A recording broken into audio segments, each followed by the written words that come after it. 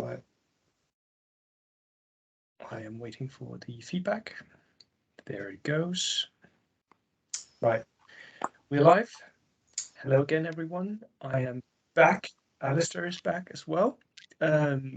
This time we're going to talk about WTC again, but some of the lists that we actually faced at the WTC.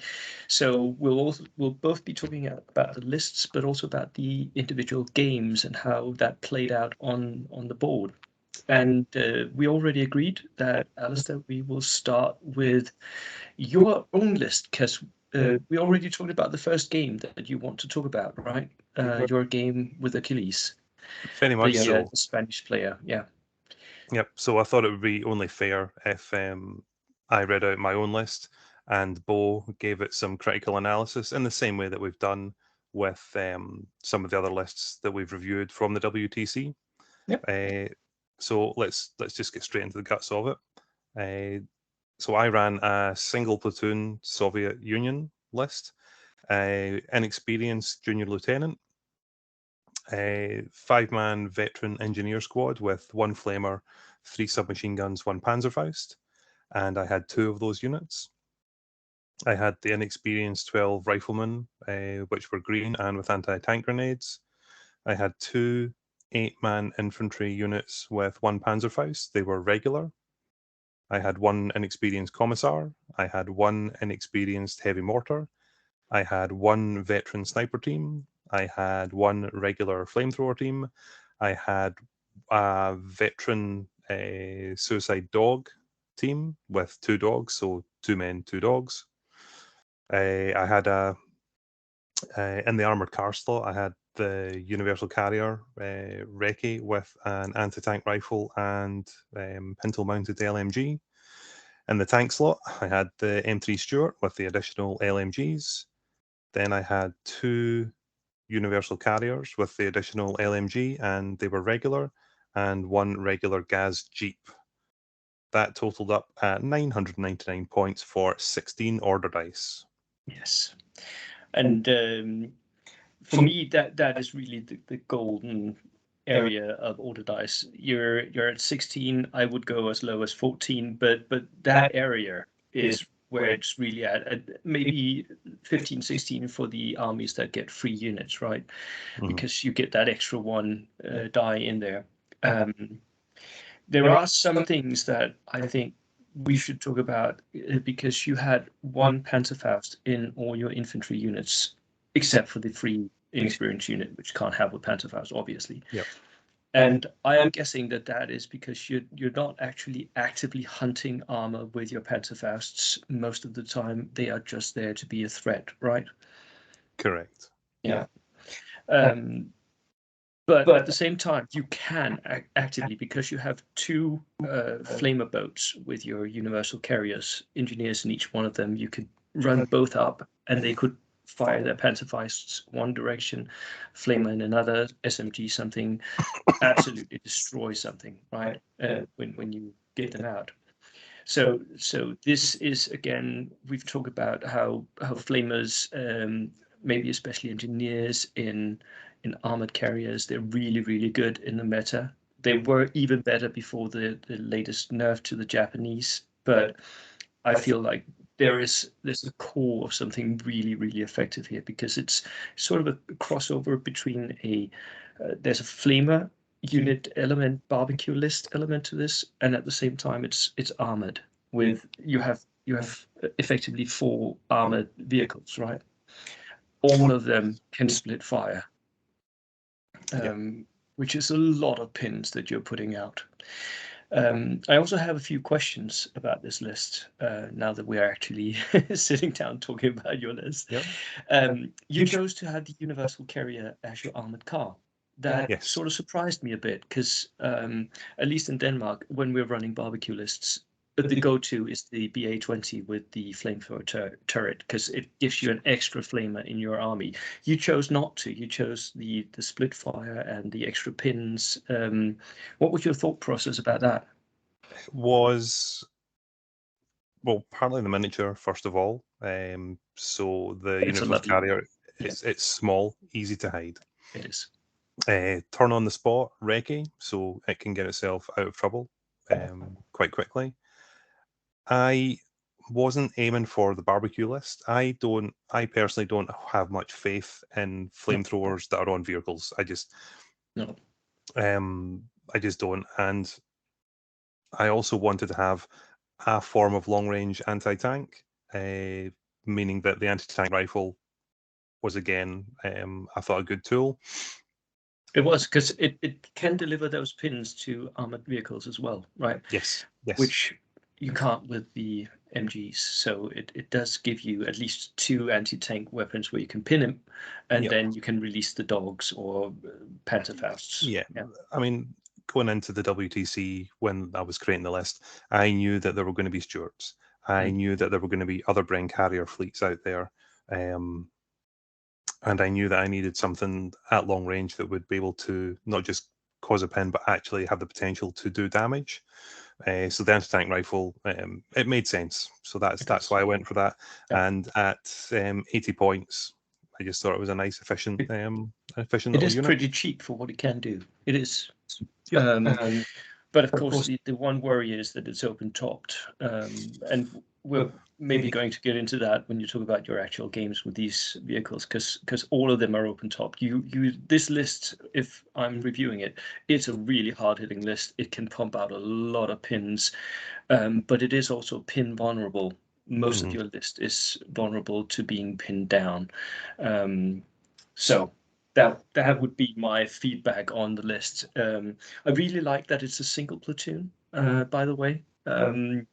We talked a lot about maybe, at least that was my analysis from the Danish nationals going into the WTC, that dual platoons were doing better. But we did see single platoons do all right, and this one is one of them. There was nothing I needed from a second platoon. I didn't need or want a multi-launcher. I didn't need an additional armored car slot. There was nothing. I got everything that I wanted from a single platoon, so I didn't feel a need to compromise. No. If you were building this up to 1250, would you take a second platoon then? I hadn't thought about that. Okay. If I was going to 1250, my target dice count would only be 18 or 19, so I'd only looking to add 2 more units for 250 points.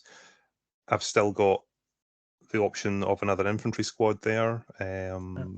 I've got the option of taking an artillery piece, so a medium howitzer would slot in very nicely. It would.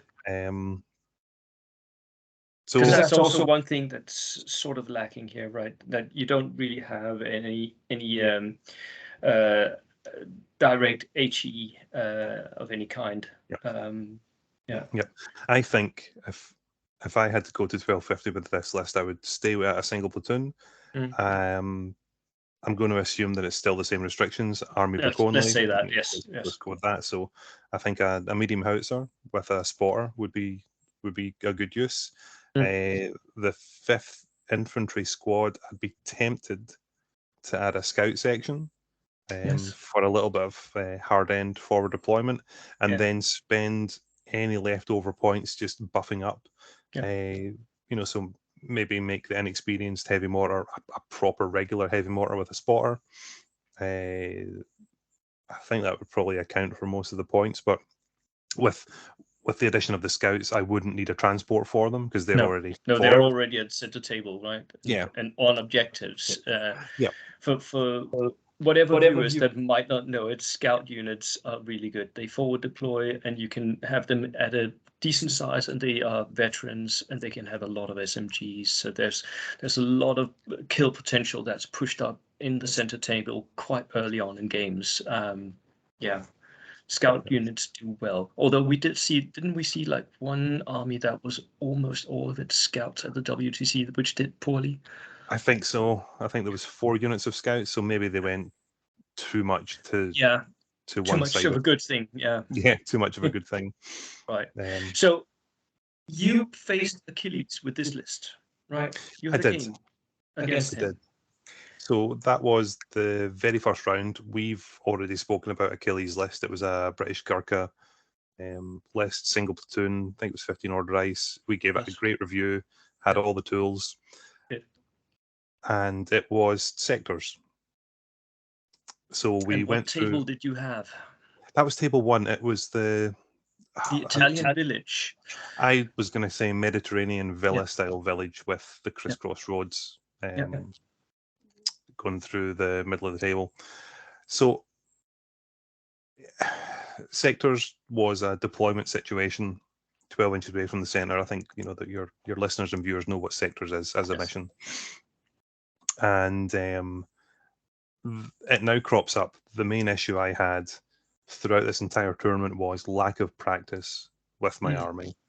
The game against Achilles was my second game with this list.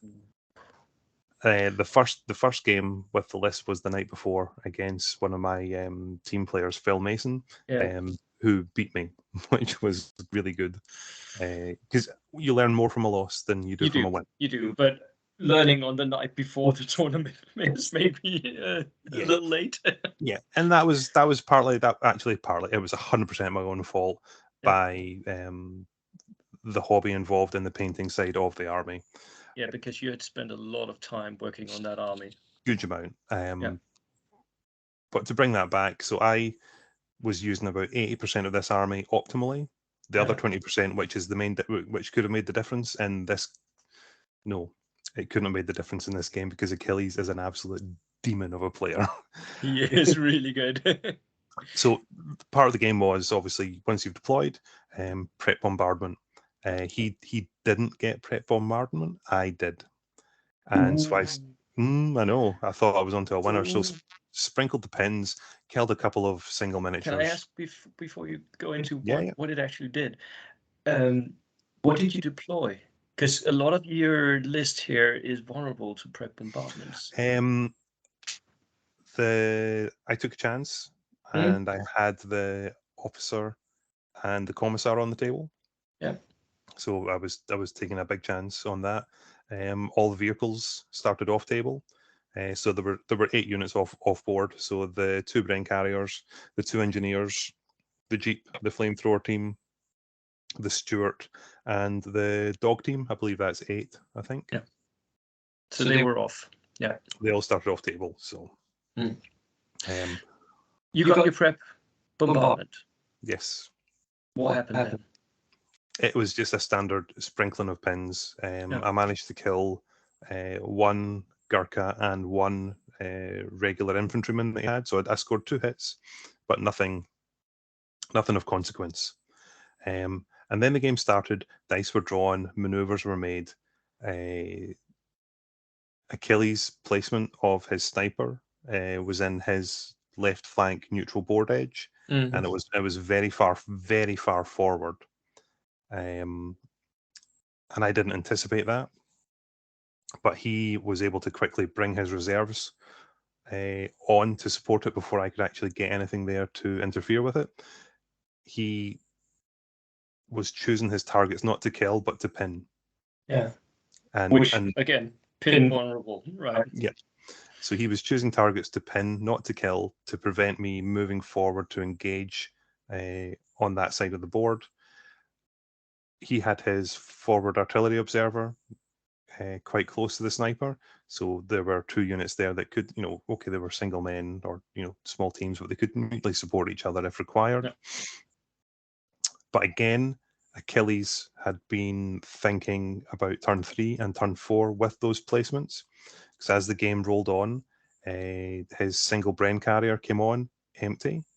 Obviously, he had it off board to save it from the bombardment. He brought that on. His artillery observer had already fired.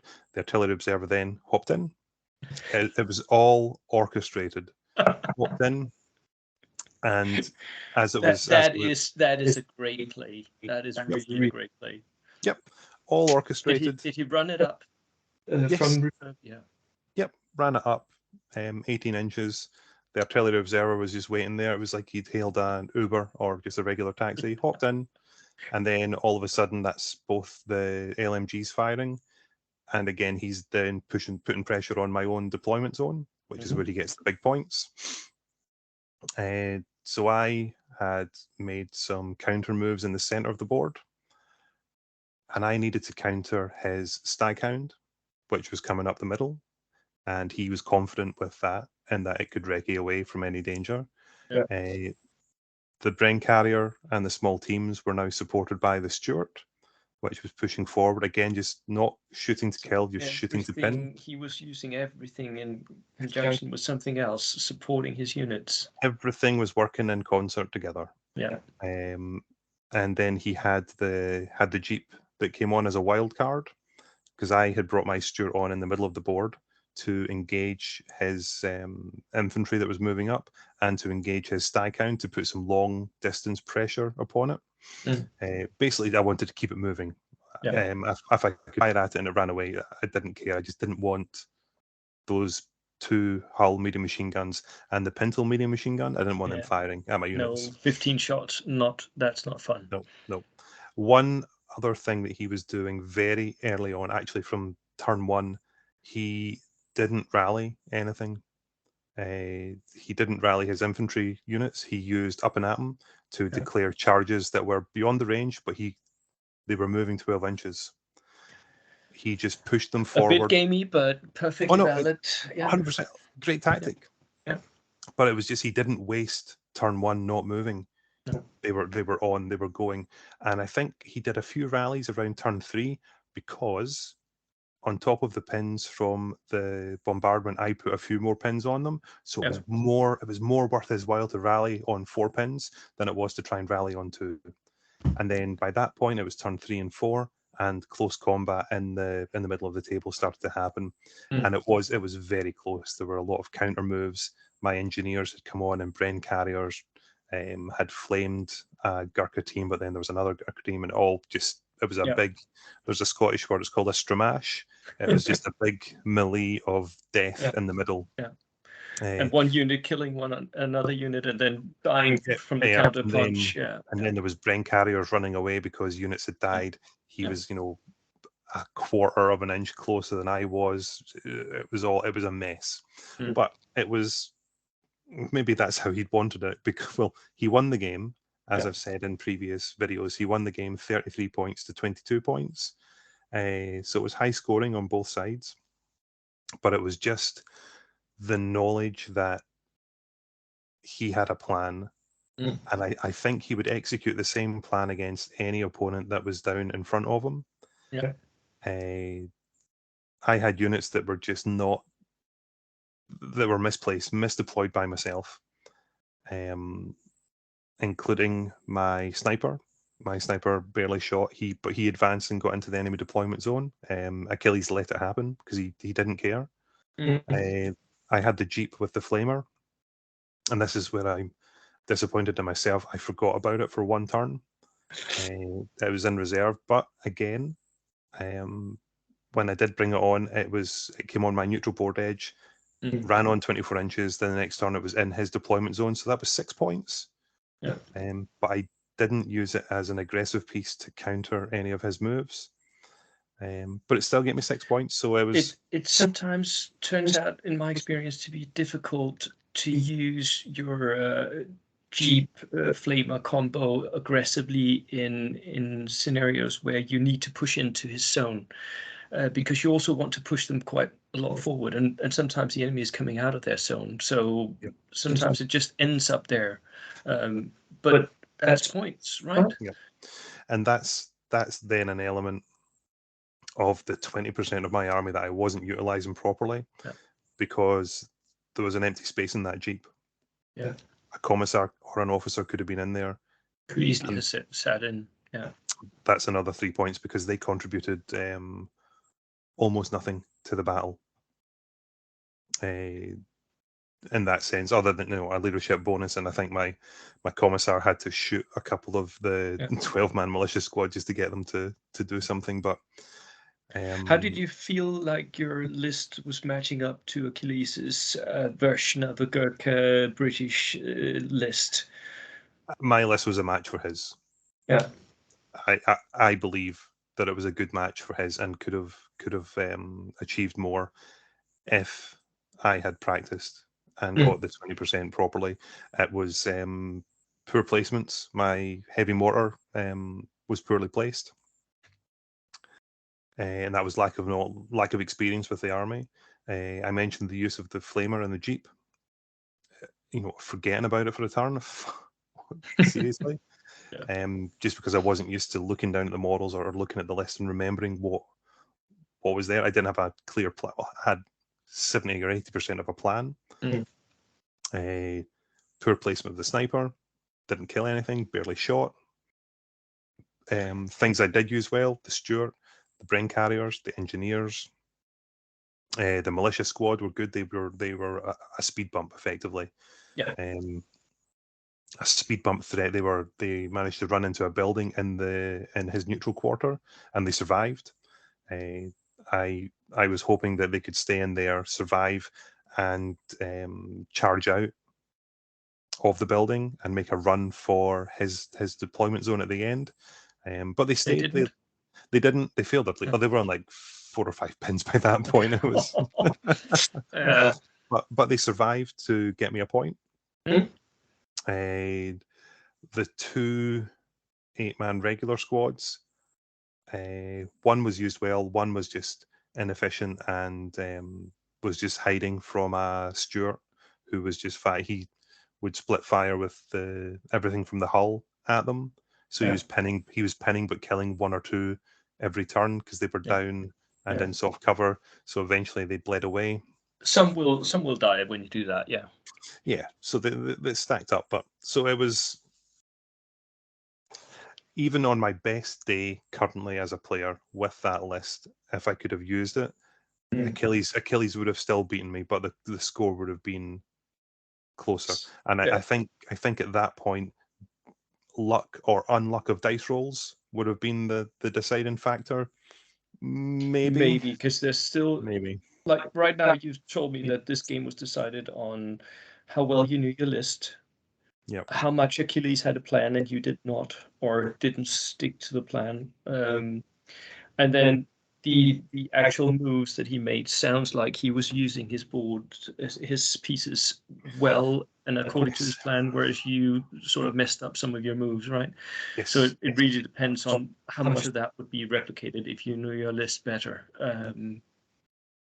But I'll say this much, that usually I would perceive a list like this to be a hard counter to British Gurkha lists. But Achilles' Gurkha list is a lot more toolbox than what I usually make of that type of list. So this type of list, I've lost many games to Flamer lists who had the support to engage with close combat troops. But the one tool I did enjoy, it was the Bren carrier with the anti-tank rifle. Yeah. Because I think I managed to put a few pins on his Stuart just to slow it down, and I think he had forgotten. I think that was maybe the one thing he'd forgotten, that when this Bren carrier rolled on and I fired, and he realised that, actually, yes, you can actually do that. Because he kept talking about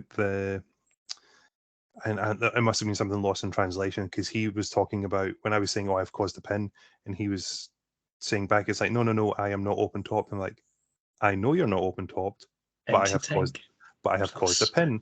Yeah. And we did that 3 times until I had to point at the miniature and with the big long gun pointing. I'm like, anti-tank. And then it was like,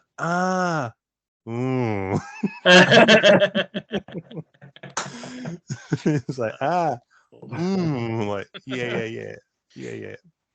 But that's the funny thing about playing against Achilles, that the language can be a huge barrier, but when he understands what's going on, he immediately gets it. Yeah. But for a loss in round 1 of a tournament, my spirits were still high after the game, because I had watched a fantastic player at work.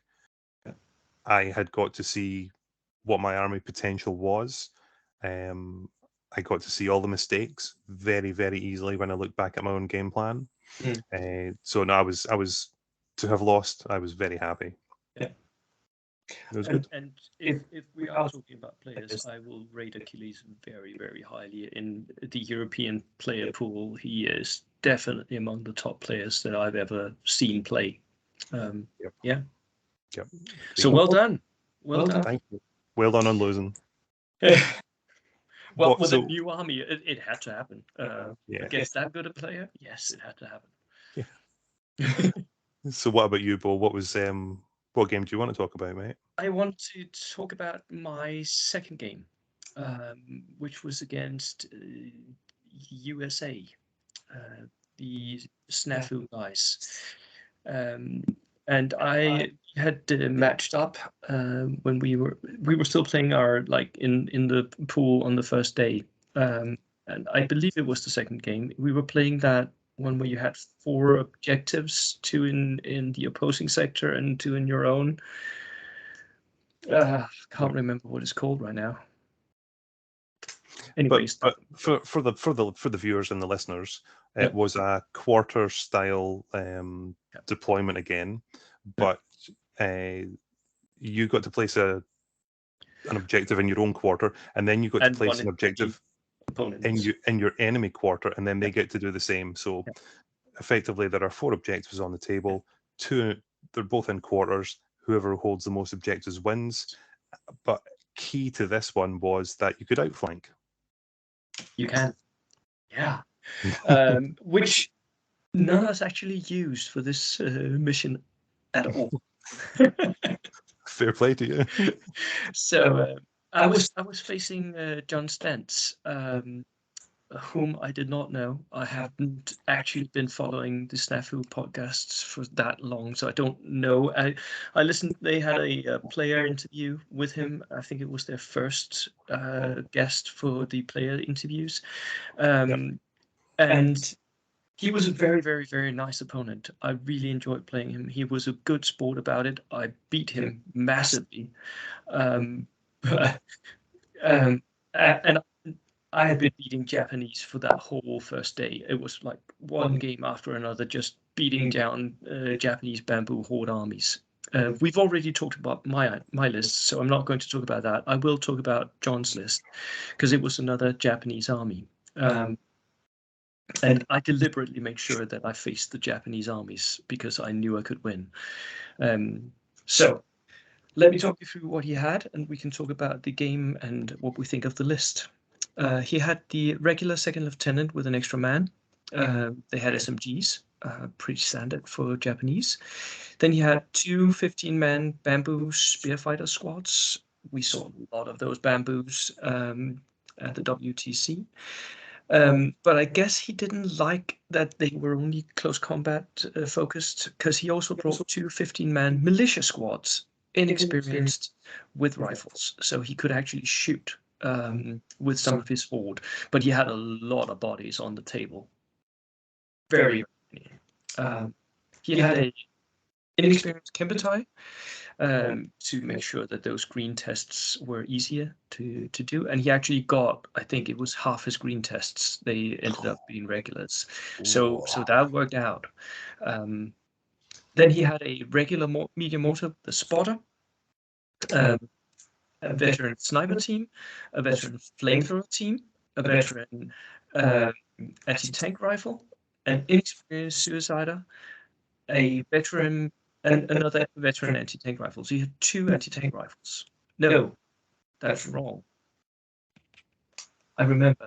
He actually corrected himself. That was his mistake. He had 2 suicide guys and 1 anti-tank rifle. That's how it worked. Yeah. He had made a mistake in the one that I printed here. Anyways, then he had the inexperienced field gun, the howitzer, a regular armored car. It was the Type 87. I can't remember. I think it had 2 LMGs, maybe. Can't remember. It was a 7+ armored car. And then the Horo assault gun and a light truck. So that was his take on how to do Japanese competitively. Obviously, it didn't work out for him in our game, but I don't dislike this list no, at all. I guess you wouldn't. It has a lot of teams, a lot of different opportunities to do stuff, right? Yep, I like it. By the way, sorry, I didn't mention this. 1,000 points, 16 order dice. So again, golden spot. Yep. I take it the light truck in the transport section, is that carry capacity? What's the carry capacity for that? It was not up to 15 man. It was a light truck. I think it had a carrying capacity of 8 man. So he used it for his flamethrower, and I guess he could have put suiciders or anti-tank rifles in it as well. But he didn't in our game. He could also have used it as a tow for his howitzer if he wanted to, but he didn't for our game. True. Well, I've got an opening question for you for this, and this will maybe not be the question you expect, but did he play to win? Yes, he did. Okay, good. He did. Good. I don't feel like the Americans were doing anything cagey where some of them were playing to draw or anything. I'm pretty sure he did not want to be matched up against me. Because again, I think he felt like that this was going to be a struggle. I had stewards, I had Gurkhas, all the things that his inexperienced dudes don't like, right? Yeah. So that was the reason for my question. I thought that if he looked at your list, knowing the damage it could do to his, that he might just decide to, and it's something I would have thought about doing. yes, Just decide to castle up on the 2 objectives and play for the draw, assuming that if you had to attack, your chances of losing would be even greater. He really did not do that, and I could see that in 2 ways. One, he deployed quite broadly and tried to push into my zone and attack my objectives. It did not work out. I simply murdered everything that came at me. And he had also placed the objectives in his own zone quite a bit forward, so they were dangerously exposed if he was going to hang back. And he didn't. He did not castle up in his own sector. He came at me and he tried to sit on his own objectives and contest mine. It just simply did not work out at all. So yeah, he tried to win, but no luck. What table set were you guys on in that stage? We were on the I can't remember. It was table number 6, the one with all the rocks. The white. It has the white base. It was supposed to be winter, but it had the big, ugly pillar thing in the left that was just impassable nothingness, and then the weird little wonky things with the road in the middle. With the Americans that the rock bits, the rock bases would be dense terrain. We did this because it needed some kind of cover, otherwise gunline armies would just have blasted everyone off the table, right? Yeah. So we had agreed that, and that really, it didn't make a huge difference, but it did make a difference because I could stay behind some of the of these rock formations in my own zone. So I pushed up my infantry behind my rock formations, got into cover from his incoming fire with his mortar and his horo, and then he had to run at me with his infantry, and I was just shooting them down. Again, my jeeps were really clutch. They did a lot of damage to him. One of them was simply shooting the whole game, was shooting the horo, pinning it every single turn, and the other just ran up along with the steward and just gunned down troops until they were in a manageable size where I could charge them with my Gurkhas, and that was it. He tried to run his truck up with the flamer in it, but it never really got close to my line. I put my stuff on ambush and shot it as he came. So yeah, look, as you said, Gurkhas are the sort of paper to the bamboo rock. If you're looking for that metaphor. And an experienced, player such as yourself, that you're specifically hunting out the Japanese armies. I was, yeah. You're a bad man, but I am a bad man, yes. But I actually But what? got handed, like, it wasn't all my games where I hunted the Japanese player. One of them, on the first day, I got handed a Japanese list. I had put my list over to the other team, and they handed me a Japanese list. So, but two of the Yeah, games, I deliberately took the Japanese when we got their lists. cool. Yeah. I also really like this list, by the way. You mentioned that you really liked it. I also really liked it. I feel like he would have been better off playing more defensively than he did. Mhm. So I think the choices that he made were maybe not optimal. I think he could have gotten a draw if he had placed his objectives more defensively and if he had played more defensively. So It's that. I mean, as I said, that was the reason I asked the question.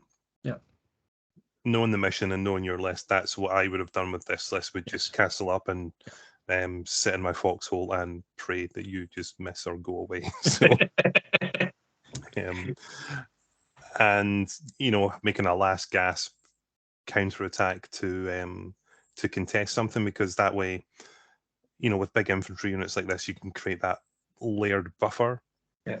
between your opponent and the objectives you want to hold, so that they can't sneak something in within 3 inches of it. And Whereas he did try to actually push some of his militia units up in front of his own objectives, but by then I had a steward, I had my artillery observer, I had 2 units of Gurkhas and 1 jeep, all of them shooting into him and pushing up and then charging him. So it's he hard. just melted away. Yeah, It's hard work. yeah, it is. So that was one of the lists that I faced. Yeah, John. Yeah. Well, the next game I want to talk about is also when Scotland played USA 1. Hmm? And this was round 4, day 2. And that mission was timely objectives.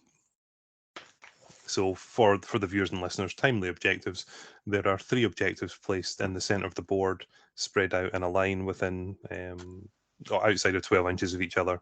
Yeah. And you claim points from each objective at the end of the turn. So you have to be on the objective within 3 inches, no And enemy not have it units, contested. and not be contested. And you get 1 point. Not per unit, it's 1 point per objective. So the maximum you can get every turn 3 points. is 3 points.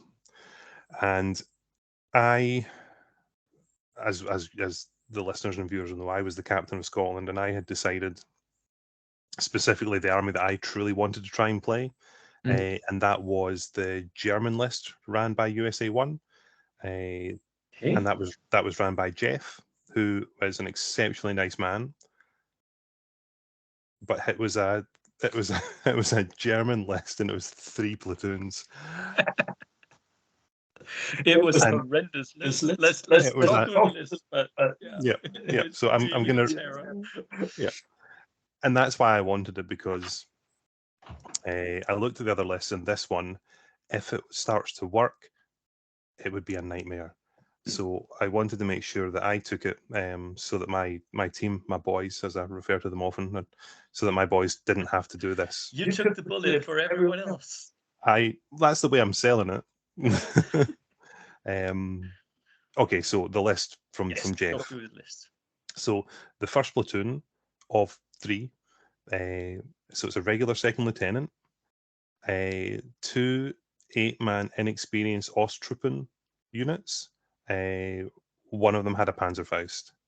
Then it was an inexperienced Nebelwerfer. Then it was an inexperienced Panzerwerfer 42.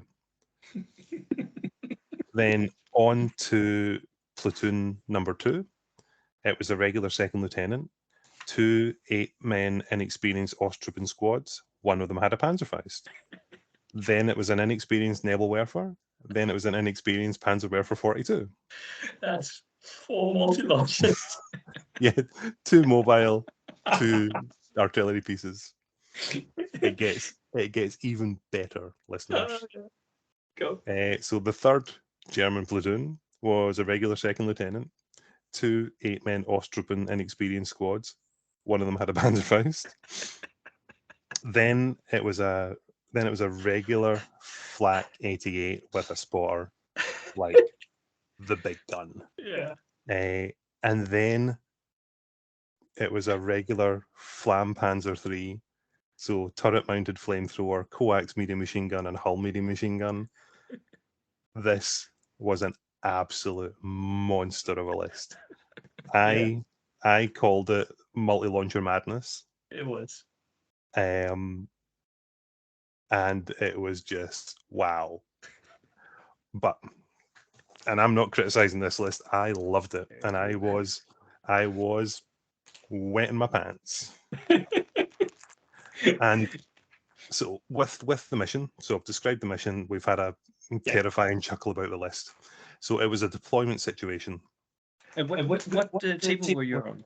We were on the desert set of tables, so I think that was set number 2. Had a sort of a fortress ring of buildings and there was sandbags. And for the listeners, that's it. It had 4 little bunkers surrounded by a ring of sandbags, some sort of classic desert little clay building dwellings, some palm tree oasis, dense terrain. There was a road that ran a portion of one from my left flank to sort of maybe 2/3 along to this compound. There were a few impassable craters and stuff, so it wasn't a clear run for a vehicle. No. And then there were some rocky outcrops which we had declared as dense terrain. So Jeff, I hadn't met Jeff, but I'm sure I've spoken to him on the Snafu podcast or through other channels. Yeah, through other channels. But it was really cool meeting them. It was a deployment situation, and our analysis of this mission was that don't outflank, don't have anything in reserve. You need everything on the table to start push forward, push. And you both had that analysis. Yes. Remember that analysis section because it's going to come back. So all my fears were realized when Jeff started to deploy this army. I could just tell he knew what was happening. There were these little cluster castles getting built. He'd found a hardcover sandbag barrier for the Flak 88 to go in. Remembering he's got 3 regular second lieutenants, so ... covered 2/3. on the right on the right and left flanks, he had the Nebelwerfers in hardcover dense terrain. The Panzerwerfers were covered by a meat shield of Osttruppen. There was an officer planked in the middle of each of them. Same on the right and left flanks. He had morale bonus, he had cover from his infantry, he had Panzerfausts on the infantry. There was one Panzerfaust in each sort of third of the board. He, as it was going down, was like, yep, okay, this is good. And the issue is, tactically, as we said, everything deploys. So I had nothing in reserve, so everything's on the board. Sorry, that's actually not true. I kept the 2 Bren carriers with the engineers and the Stuart off board. Okay. Is that true? Actually, you know what? That's not true. Everything was on the board to start. So he had so many targets, so many targets. And so that sucks. So that was deployment, and there were clusters of little buildings in this compound. You couldn't move up to those because that you'd get multi-launched. Nope. So what did you do? But couldn't not move up to them because there was an objective in the middle and quite near, because he knew that. He won the dice off for deploying objectives. He deployed 2 out of 3. So the vision is, so on my left flank, there was the castle of 2 multi-launchers and the heavy cover Flak 88, virtually open ground across the road. So I had decided that I was just going to leave that as a standoff. There was an objective between us, just exchange long-range fire, tie things up, nothing's going to happen there. Not engage. Nope. And then as you swing over towards the cluster of buildings, the 2 objectives were as close as they could be, and that was by Jeff's design, so that they were close to buildings where he could hide his squads behind to pop out, and also that his multi-launchers were going to maximize what they could do. Then we started to draw dice, and he drew the first dice and fired an Nebel Werfer, and he targeted my recce universal carrier with the anti-tank rifle on my left flank opposite his Flak 88. And that's when something in my brain clicked. It's like, that was the wrong choice of order dice, and that was the wrong choice of target. Yes. So I recce'd forward. I just thought, I'm just going to push aggressively with this to try and draw his troops forward, because it would be cheap kills, get them out of cover, sacrifice a piece to get a piece. So obviously I moved it forward. I made myself slightly harder to hit, but it hits on a 6 anyway. But it meant I was away from the 4 other targets that he was going to get. And he missed. That was a mistake. And he missed, and it was a mistake. He drew the next dice, and he went to the other flank and fired, I think it was the Nebel Werfer again, targeted a Bren carrier. It could catch 3 other units, miss. Oh. And I was like, okay, that was the right target, but you've done the wrong thing with the dice again. And I'll mention the wrong thing with the dice again at the end of the game, and I spoke to him about it at the end of the game. So I think he drew another dice, and he did. He put the Flak 88 on ambush with HE. Yeah, spot on move. That's exactly what you needed. Should have started with that. Maybe. And that's when I just decided to go aggressive on my right flank. Pushed up with the Stuart, dumped all the medium machine guns into the Nebel Werfer because it's fired, can't go down. Put pins, killed 2 crew, passed the leadership check. God love him. But then I also fired the light anti-tank gun at the Panzerwerfer 42 that was there. Both gone. So all of a sudden, with one move, that flank is now starting to fold in on itself. Continued to push up the right flank with, I think it was actually both Bren carriers. I committed quite heavily to that side. To put them on from reserve. No, they were already on. They were already on. Yeah. Because both the objectives were close by, I wanted to push forward. Then I pushed on the central objective with the militia squad, and they were supported by the Jeep and the flamethrower team inside, just to get them out of trouble.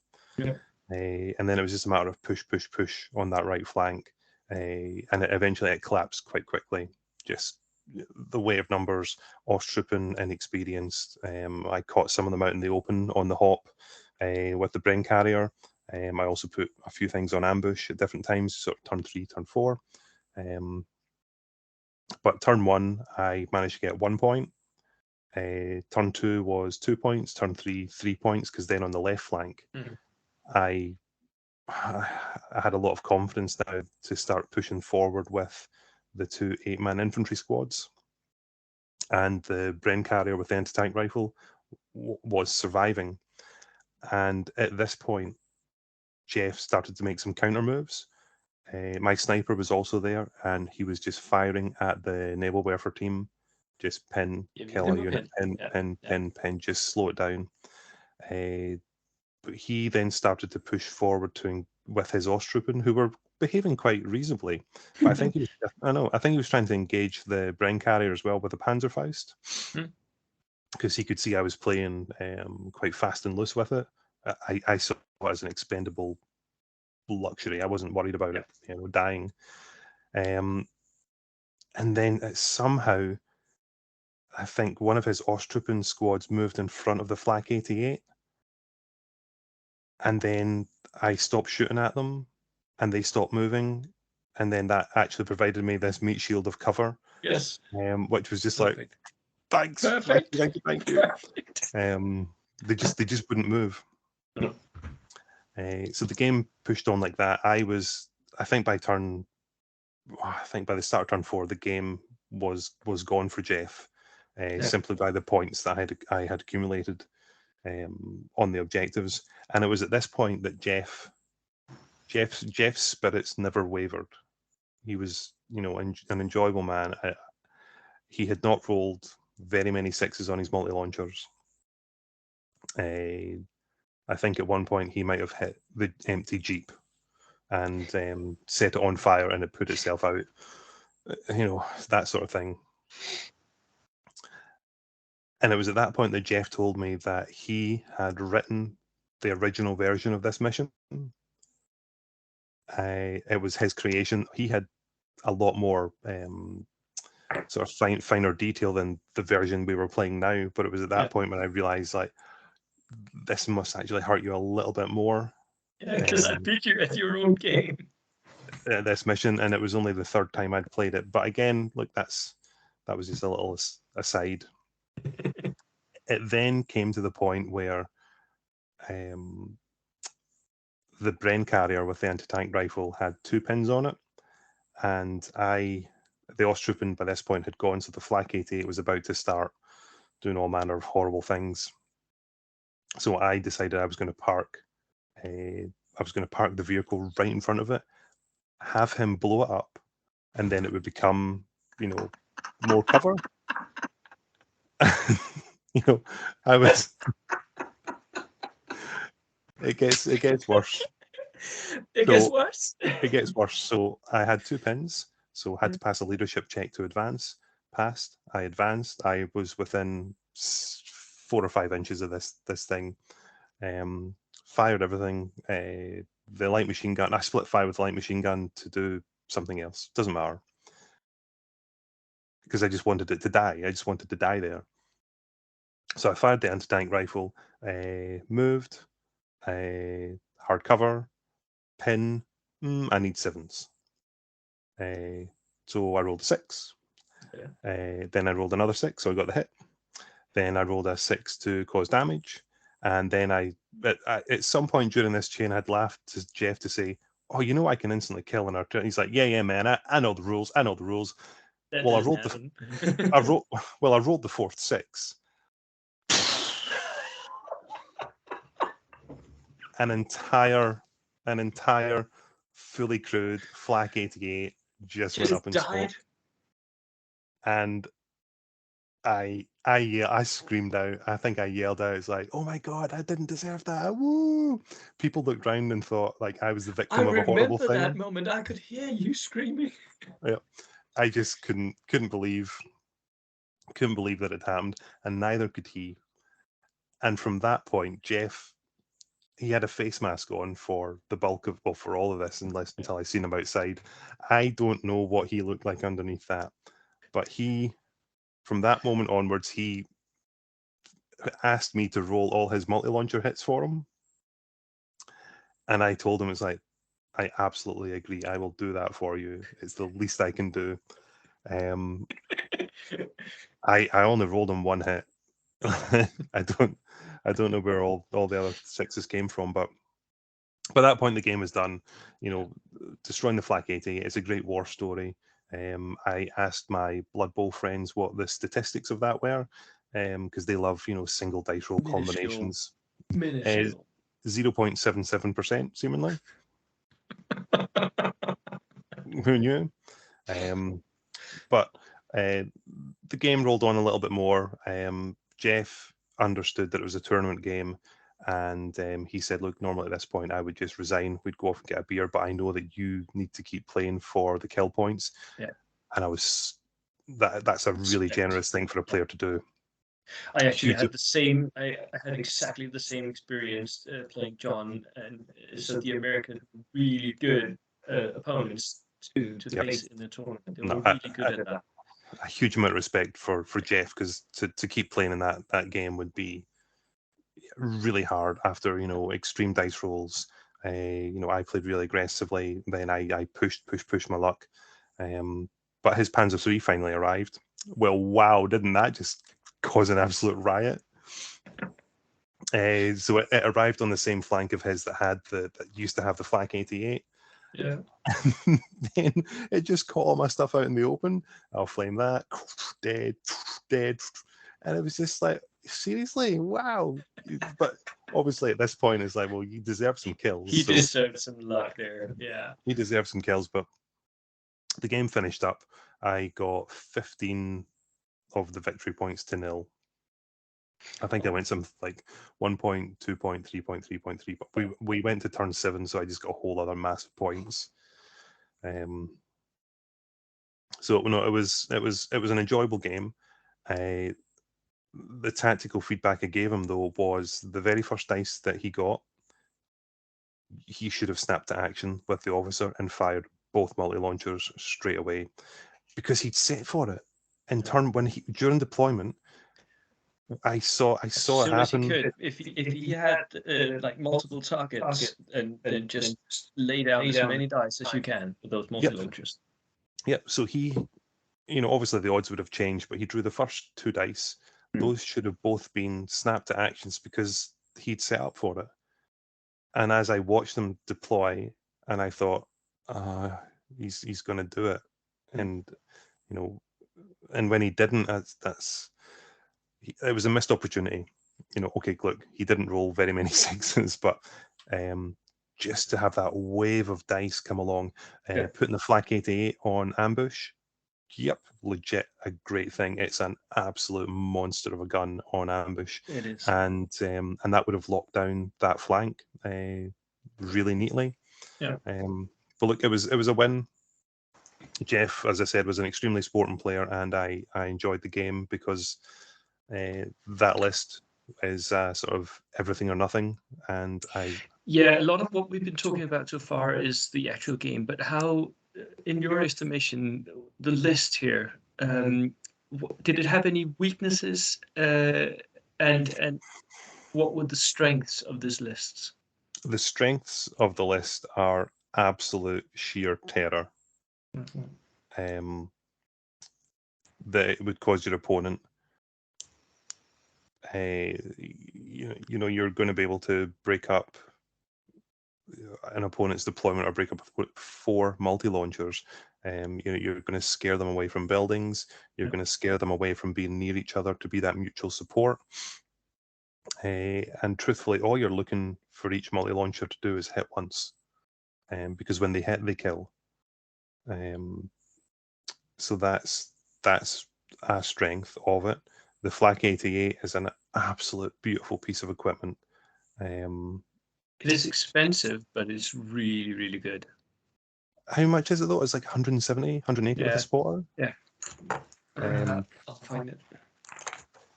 But with 7 crew, a gun shield, 360 degree fire, 170, 360 degree fire on, because it's on the pivot table. Yeah. It's just fantastic.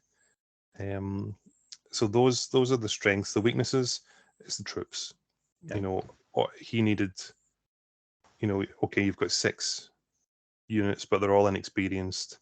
They're not when they failed to move, they were a hindrance to him. I mentioned when they got in front of the Flak 88, there was a few other opportune moments where they didn't move for him, and they just ended up being soft targets, which I am quite confident I killed every single one of them. And so when you're relying upon those to go out to objectives, and especially objectives where you have to sit there and hold them, it couldn't work. Yeah.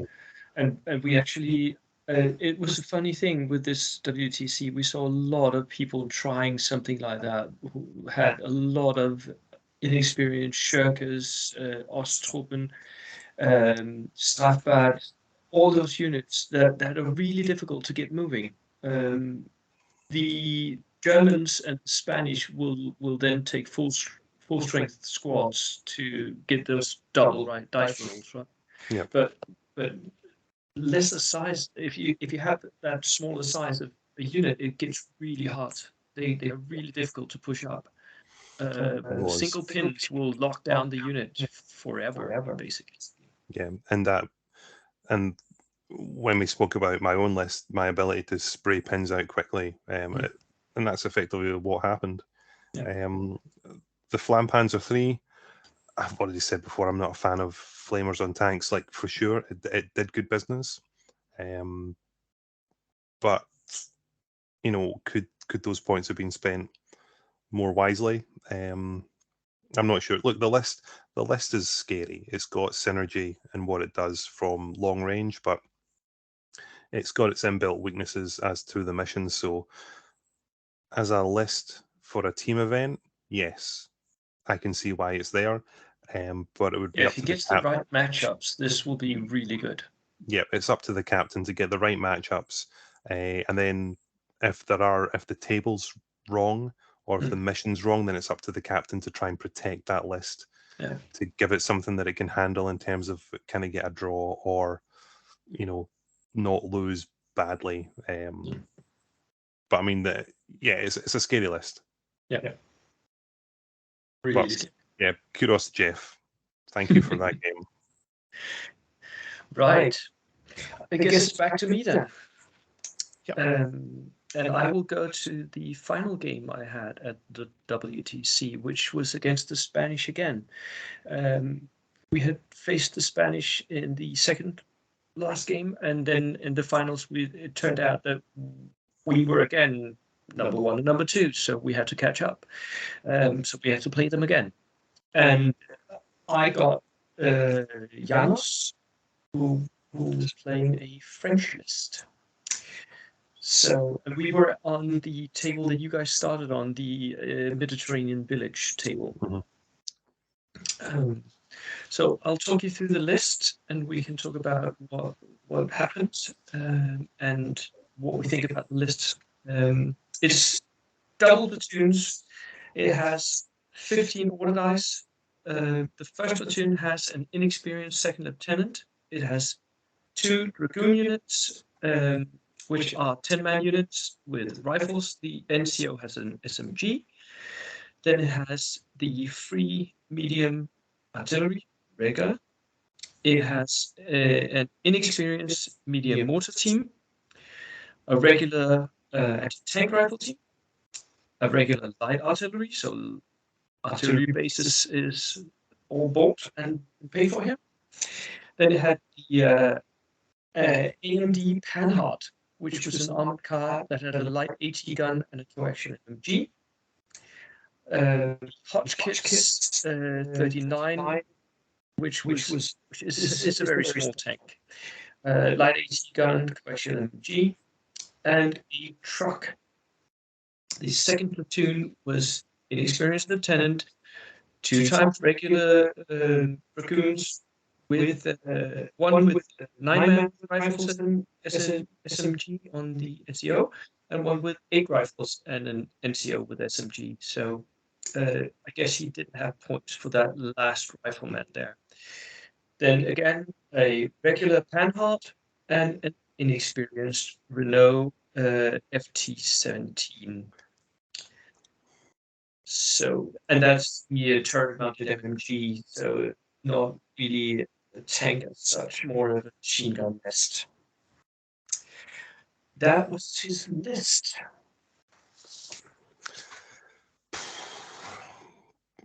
There's a few things I think are. Oh, it's hard to criticize a list when you know this is one of the Spanish lists that did very well, isn't it? Yeah. I think he had 4 wins and 1 draw, 1 loss, or something like that. Right. Really good then. Yeah. I can see everything other than the FT-17. What's that about? I have no idea. It's pretty cheap though. It's 28 points for something that's armored that has a machine gun. Yeah, but it's got the, I can't remember what the rule is, single man turret, so it has a leadership check to activate every turn. Yeah, it was pretty crap. Yeah. So order dice, okay, he's on 15 order dice, so if he to drop an order dice to 14, maybe that's not what he likes. But for the life of me, all I can see is taking those 28 points and giving the free medium artillery a spotter, the regular light artillery a spotter, and that leaves 8 points to do something else adventurous with. But it just makes those 2 artillery pieces a bit more of a direct and indirect threat. I agree, and especially in our game, that turned out to be really important because we were playing kill points in the final game, and I had deployed all mine. I had sort of lured him into spreading out his troops, and then I deployed all mine on one flank and moved the things that I hadn't sort of deployed on that flank. I quickly moved them over on that flank, and then I just pushed into one half of his army, and all his infantry, all his artillery was on the other flank, and he couldn't actually see me. So he had very few shots during that game, and that would have been better had he had spotters, so he could double up his line of sight. Yep. I agree. I was also quite surprised that this list did so well. I talked to Ali, the Spanish captain, about this list, and he said only Janus could bring this and pull it off. So I'm guessing that Janus is their French player par excellence, that he is the one who knows how to do this. For me, this is an average, ordinary list. That's nothing that's really hard and competitive, or yeah. When because we played Spain in the very first round, I had earmarked this list as their fake. Yeah, we did as well. I just couldn't believe that a list like this, especially compared to the list that they did drop, the Japanese 150 bamboo. Yep. You looked at that list and it's like, yep, that's definitely coming. And it was coming. The thing that made me discount this list more so was that inexperienced FT17. Is just, anytime I've seen an FT17 have a purpose and do something good, it has been a veteran. Because I'm sure at veteran they only come in at like 46 points or something. But it means that to pass that leadership check to activate is easy. There's no -1 for shooting already, being inexperienced. Just excuse me. It just seemed really silly, but obviously good things about the list. He tried to do a bit of the same that Jeff did against you, where he had his lieutenants close by to sort of buff up the tanks, but it never worked out because that just meant that I had targets to shoot at both his lieutenant and his tank. Yep. But again, there's 4 armored vehicles in this, and if the viewers and listeners have analysed what we've been talking about and gone and looked at the lists, everybody had enough light anti-tank that should have been able to shut this down quite quickly. Look, fantastic result for them, and truly a player's made the difference to this list. Yes, but I will say that in our game he made a lot of mistakes, tactical mistakes in my eyes, which I punished him heavily for. I think our game ended 12-3 or something on kill dice. Wow, so I absolutely trashed him. That's a big score. And the more he got behind, the more desperate he got, because he knew that he couldn't he couldn't cost his team that much. We were pretty close to the Spanish, so he knew that he had to throw more money at it and try up the ante, and it never worked. He had his truck run down my back line with guys in it, and I just took 10 machine gun shots and just swiped the truck and killed it, and the unit inside went out and got swiped the next turn. So he tried to push his armored cars into in the column down the road in the center, trying to move up to my stewards, which were absolutely murdering his other flank. I had run both stewards up and was just darking everything and running a couple of units of Gurkhas in after them. And he tried to get into my flank. And I just placed my flamethrower behind the hedge and just sat there waiting, and he knew he couldn't move up, because if he did that, I would flame him. So he was just locked down, and he couldn't move. Shut up. Yeah. Well, with that in mind and how Janos played, the last game I want to talk about was Scotland's last round against Poland. And I played against their player called Marek, and he was running a British list. It was a dual platoon British list, and this one set the fear in all of our team, and I decided to do that captainy thing again to try and make a go of it. But in saying that, I felt that of all the players, I had the best chance. Not from a play style, but simply just from the tools I had on hand. And your viewers and listeners will find out why. It is a very interesting list. It's a British list. It's dual platoon, inexperienced second lieutenant, an inexperienced home guard section of 5 men. One of them has a bar. Another inexperienced home guard section with 5 men with rifles. The forward artillery observer for free. The light artillery plus spotter. And then in the armoured car slot, he had a Staghound. Then in the tank slot, he had the Crusader anti-aircraft Mark II, so that has got the twin light autocannons. Then the second platoon is again an inexperienced second lieutenant, an inexperienced home guard section, again 5 men. There's then a veteran paratroop section, 5 men with submachine guns. Something to push forward. Yeah, an actual, solid unit. And then again in the armored car slot, another Staghound. For anybody that doesn't know what a Staghound is, it's the best armored car. I'm sure we've said it on a few of our other videos, but I've been raving on about it for a long time. I have 2 amazing. standing on my shelf as well. Yeah, they're amazing. They come with recce. They've got a light anti-tank gun, coax medium machine gun, hull medium machine gun, wheeled vehicle, armor 8. They're just can even have a pindle mounted as well, so you can have 3 machine guns on it, which is pretty rare.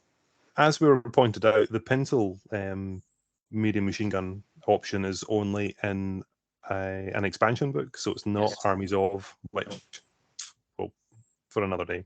But then his final choice in the tank slot was a Sherman 76mm gun. So effectively what Marek has deployed is an armour platoon with 2 tanks and 2 armoured cars, but it was good. And as the armoured cars, they are tanks. They are 8+. They're close topped. They can even charge you. So yeah, they're tanks. Yeah. So you saw this list and you felt like you had to take this one as well. I had to take this on, just because I had more flexible anti-tank options, and the synergies from the rest of my team. My German player didn't have any Panzerfausts, so he's discounted straight away. He can't take on 4 armored vehicles, not like proper armored vehicles, 8+ and 9+. My American player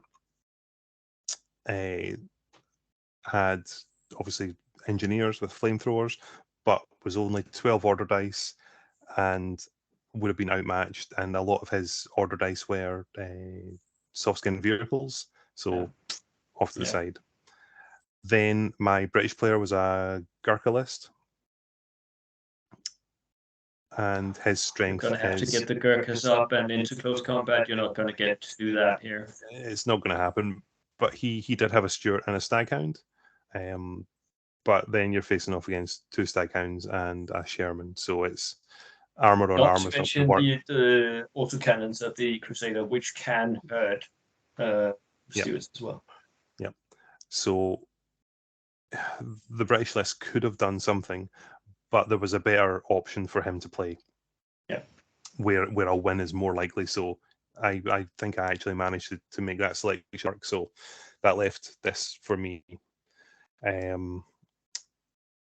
And this is another one of those missions where I needed the 20% I was missing on how to use this army as an optimal army.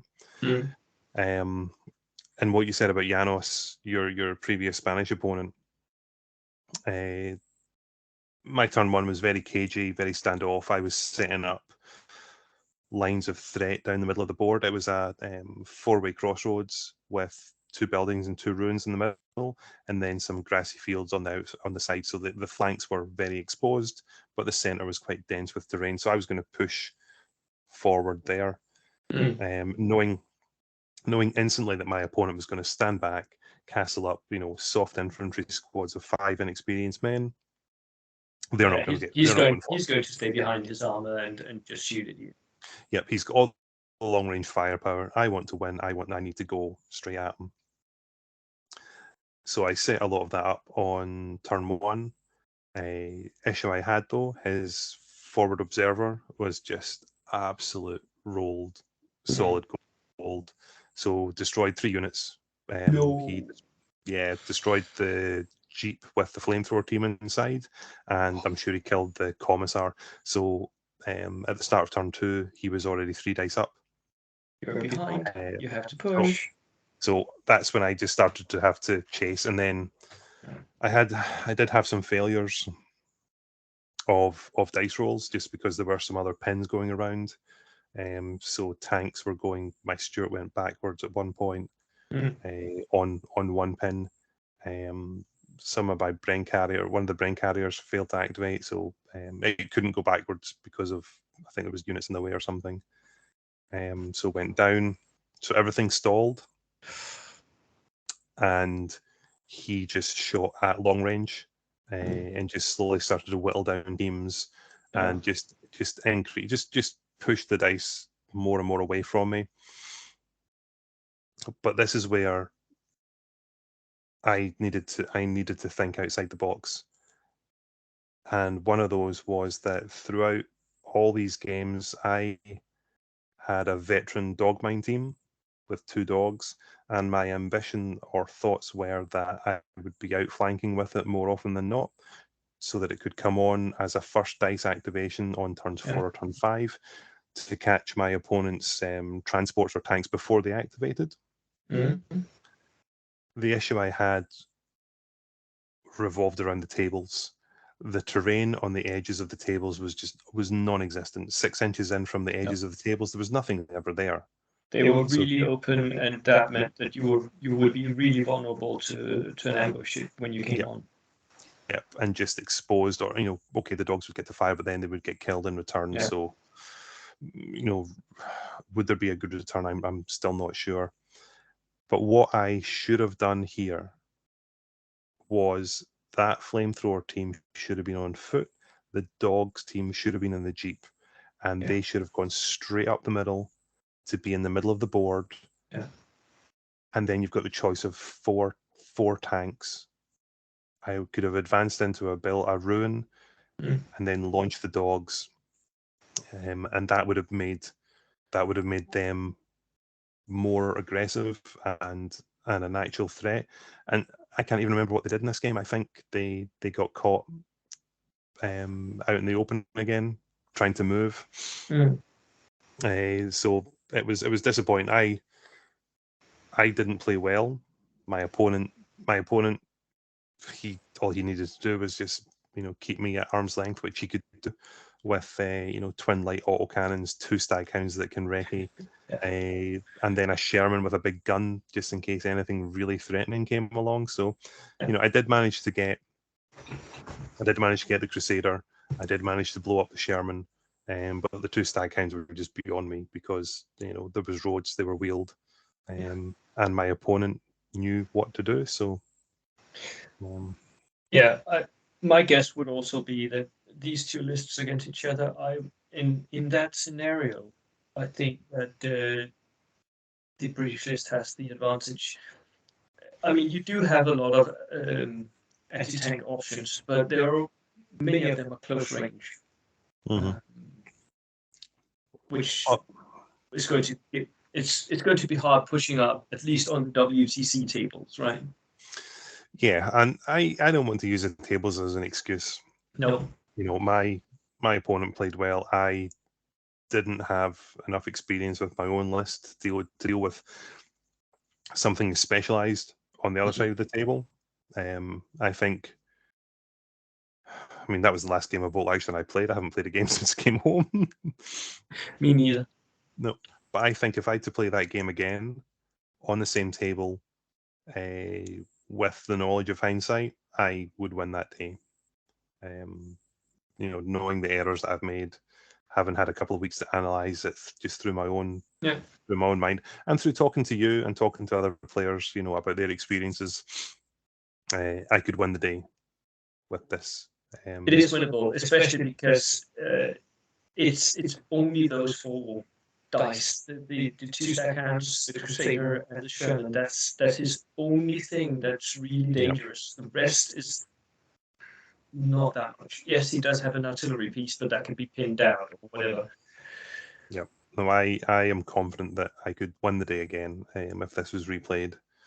I just haven't had more experience. You can at least make sure that he cannot advance up to you, because the dogs or the Panzerfaust will keep him at bay, and you can sort of push up where you want to go.